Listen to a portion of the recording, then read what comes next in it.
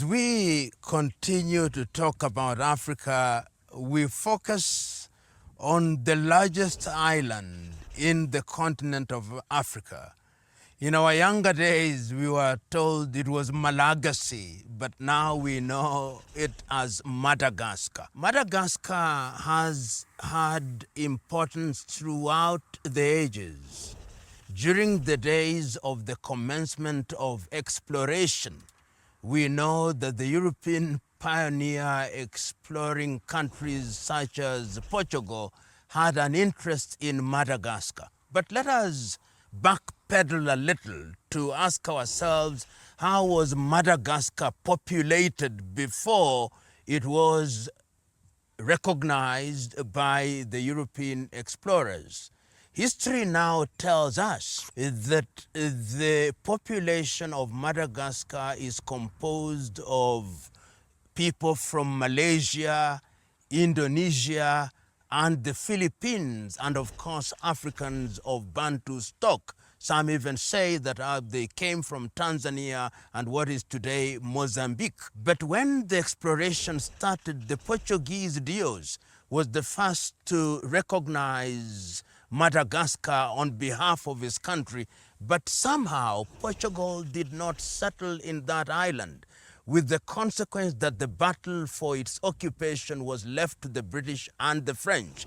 And in 1896, the French succeeded in capturing the island of Madagascar and became the colonizing power until the year 1960 in the month of June, when Philibert Siranana became the first president of Madagascar. After that, there was political turbulence, and that turbulence emanated and reared its ugly head in 1975 when there was a change of government with a very famous Madagascan Didier Ratsiraka. And that, of course, was followed by Marc Ravalomanana, leading us to the current president of Andy Rajoelina. And that history of Madagascar is significant, that contemporary history, in order for us to answer the question, is it an island of opportunities? It has always been. At one time, Madagascar was actually famous as a ground for pirates. And what a convenient ground, because if you look at the sea trade at that time in the Indian Ocean, and given the size and the terrain of Madagascar, it was then a very useful place where the pirates could operate. But of course that changed, and Madagascar today does offer very many opportunities in agriculture, in mining, and particularly now that we know that the resources of the sea is something that has become very important for many countries. Let us go into the area of agriculture. And the world knows that Madagascar is one of the largest producers of vanilla. And if that particular product were to be made the focus, then Madagascar could very easily be a country which is the focal point for that product, which is very important in different industries in the world. And vanilla has made Madagascar very attractive to different parts of the world, whether it be the Chinese or the Europeans, and I believe the African countries and the African continent by extension will soon discover how significant vanilla is. Aside from that, we also know that the island environment does provide an opportunity for growing things such as coconut. And one would want to see that Madagascar actually focuses in agriculture because the climate can indeed support different crops which are known to thrive in coastal areas. And being an island and in an area where one can say with some degree of accuracy is almost archipelagic if you count the little islands that surround it, such as the Comoros and the Seychelles, which are themselves, and of course Mauritius, which are themselves independent countries. And if we move away from agriculture and look at the mineral resources, and we now know that there are deposits of lithium and cobalt, And in the new age, lithium and cobalt and rare earth are very significant, particularly in mobile phone technology, in artificial intelligence, and I believe that that in itself is a resource. And it is important to note that the population of Madagascar is a population that does not threaten the resources that it has, give or take a population of about 29 million, 30 million. And if you look at the progression, how the population is increasing, even in the next 50 years, the population will not have hit the 100 million mark. And I hold the view, therefore, that Madagascar can be an outpost given its strategic location for purposes of being a midway house with the continent of Asia, with a growing and thriving India, a growing and thriving Indonesia, a growing and thriving China, a growing and thriving Australia. Madagascar becomes very useful. And one can even say, if you look at what it offers, look at what Mauritius is becoming famous for in terms of offering offshore financial services. I believe that Madagascar can do this in a very major way and emulate little islands in different parts of the world in that regard. But that is just the beginning of the story.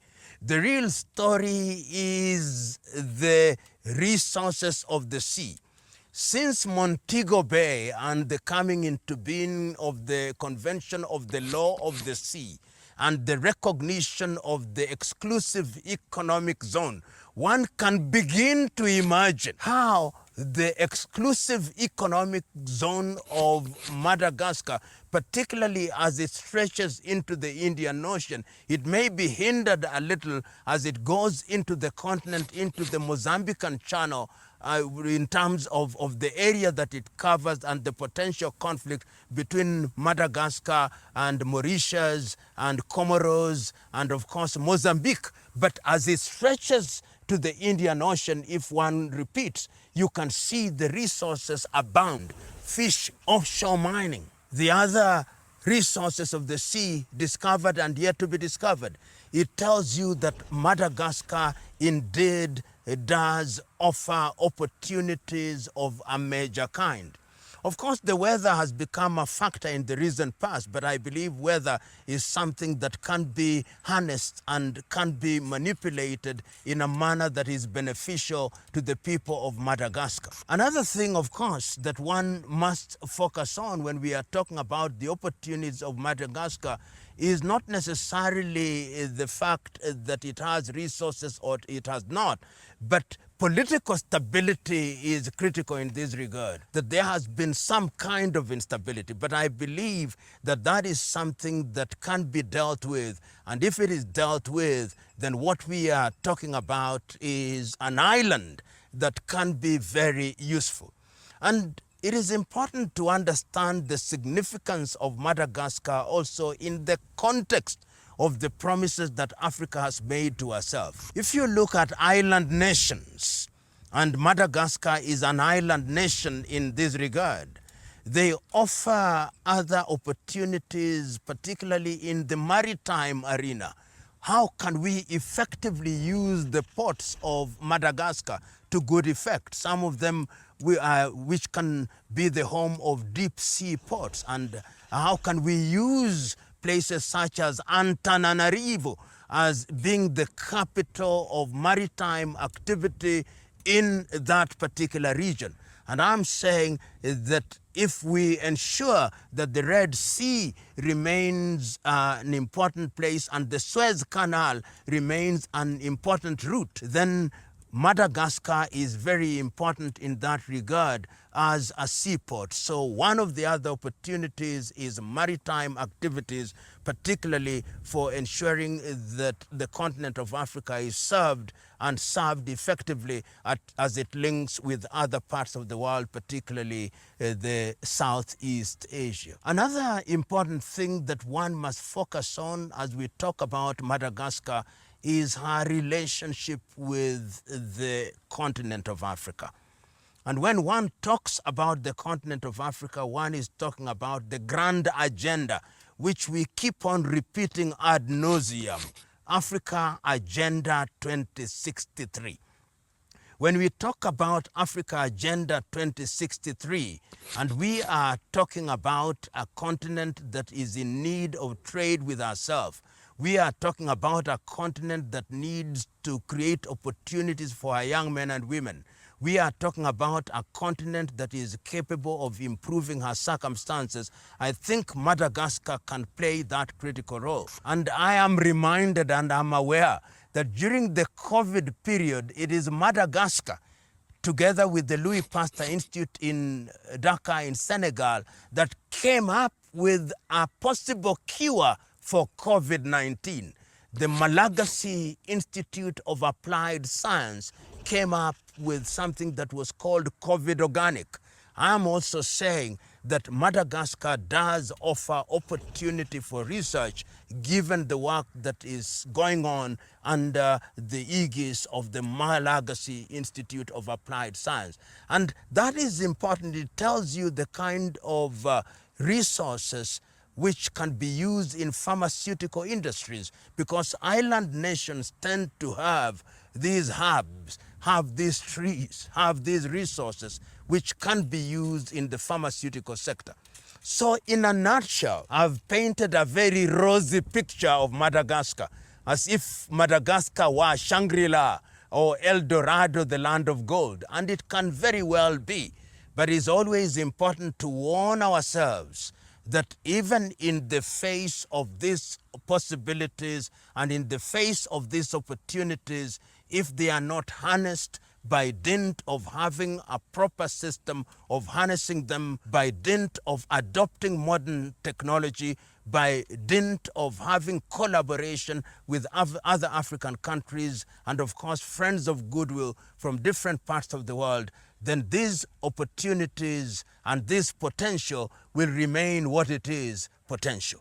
I see a Madagascar that is capable of opening great windows for the continent of Africa in different areas, and one can count them down: the maritime sector, the area of production of necessary minerals for the 21st century in artificial intelligence and mobile telephony, in the area of agriculture, in the area of pharmaceuticals, in the area of offshore recovery of resources by utilizing the resources in the exclusive economic zone and the territorial seas, by way of navigation. All these things combined create an environment that is fertile for ensuring that the island of Madagascar plays a critical economic role in the continent of Africa